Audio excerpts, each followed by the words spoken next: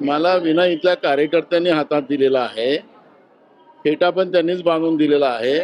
भावी मुख्यमंत्री त्यांची इच्छा आहे. आषाढीच्या महात्म्याचा योग असं आहे की मी विलासराव देशमुख साहेबांचा शिष्य आहे. ते सांगायचे की वेळेच्या आणि नशिबाच्या जास्त काही मिळत नाही. माझ्या नशिबात असेल तर जे व्हायचं ते होईल. पण मला माझा महाराष्ट्र जो आज पेटतो आहे तो महाराष्ट्र मला शांत करायचा आहे. महाराष्ट्राला यशवंतराव चव्हाण साहेब, वसंतराव पाटील साहेब, विलासराव देशमुख साहेबातला काळातला जो महाराष्ट्र आहे तो पुन्हा आम्हाला उभा करायचा आहे. आज महाराष्ट्रावर 9 लाख कोटीचं कर्ज राज्याच्या सरकारने करून ठेवलेलं आहे. राज्यातले उद्योग सगळे गुजरातमध्ये पाठवलेले आहे.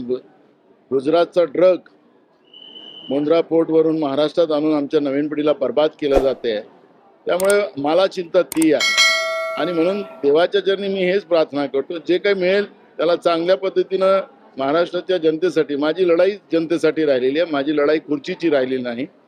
आणि त्यामुळे मी या पवित्र भूमीवर आज पुन्हा तेच सांगतो की माझी लढाई खुर्चीची नाही, माझी लढाई महाराष्ट्राच्या विकासाची आणि महाराष्ट्राच्या जनतेच्या हिताची आहे.